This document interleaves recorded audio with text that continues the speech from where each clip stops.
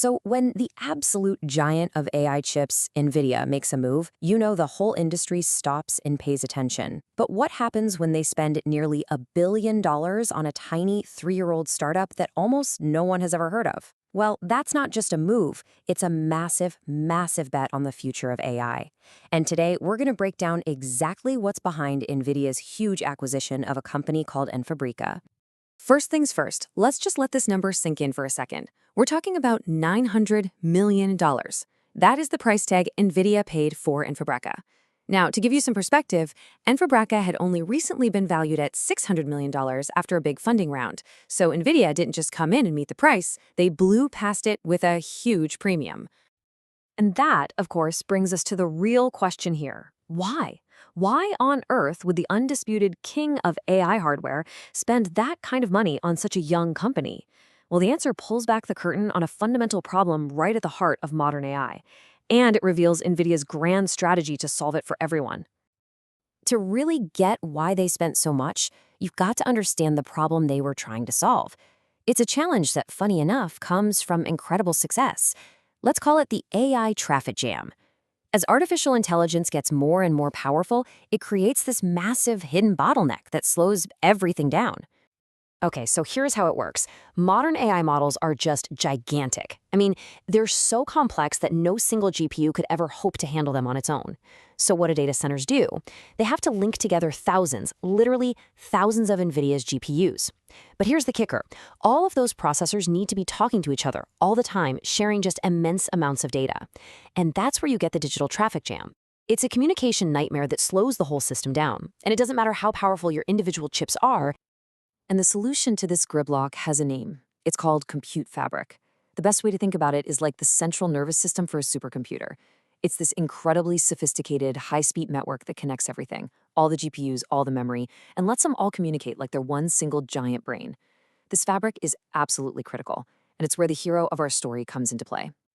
You see, NVIDIA didn't just see the problem, they saw a company that had built one of the absolute best solutions to it.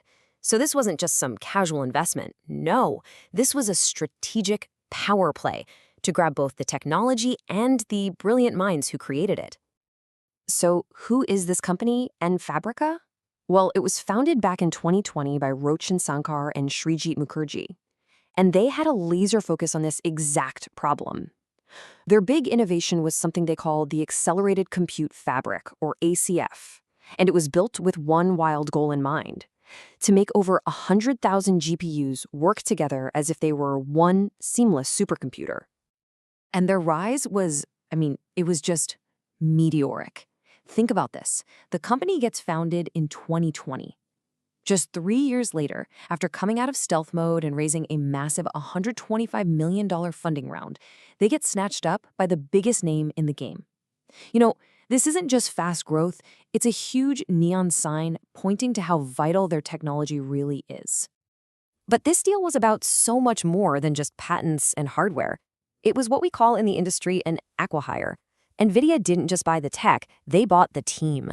By bringing Enfabrica's expert engineers in-house, NVIDIA locked down the human brain power needed to weave this tech into their own systems and keep pushing it forward. Okay, so let's zoom out a bit and look at the bigger picture, because this acquisition is causing a major shakeup in the industry. This move isn't happening in a vacuum. It's a very calculated play on a very high-stakes AI chessboard. You have to see this in the context of the intense competition NVIDIA's facing. You've got harbor rivals like AMD and Intel who are trying to chip away at their GPU dominance. And at the same time, you've got the cloud giants, Google, Amazon, who are building their own complete AI platforms from the ground up. So what's NVIDIA's countermove? It's brilliant. Instead of just selling you the parts, they're now using Enfabrica's tech to sell you the whole perfectly integrated machine. And this really signals a fundamental shift in their strategy. See, it's not enough anymore to just sell the fastest GPU. The new game is to sell the entire AI ecosystem, the chips, the software, and now the super fast network that ties it all together. They're making a move from being a component supplier to being the master architect of the entire AI data center. So yeah, this acquisition is a foundational piece in NVIDIA's master plan to build an AI empire. But as you know, with that kind of incredible ambition comes some pretty big risks. This whole idea aligns perfectly with the vision of Nvidia's CEO, Jensen Huang. For a long time, he's talked about creating an ecosystem where their whole computing stack, combined with advanced networking, creates something way more powerful than just a piece of silicon. This integrated approach, that's their long-term play for total dominance. A move this big sends ripples everywhere. For customers, a more integrated system could actually end up making AI cheaper to build in the long run. For competitors, well, this is a clear shot across the bow. The arms race is heating up, and we'll probably see them trying to snap up similar companies to keep pace. But there's a flip side for Nvidia. The more powerful and dominant they become, the bigger the target on their back gets from regulators who are worried about a monopoly. So, that leaves us with the big, lingering question. With moves like this Enfabrica acquisition, is Nvidia cementing its place as an unbeatable AI empire, creating this seamless, powerful platform for the future? Or is it just becoming so dominant that it's painting a giant bullseye on its own back for regulators all over the world? It's a high-stakes game, and we're all going to have to watch and see how it plays out.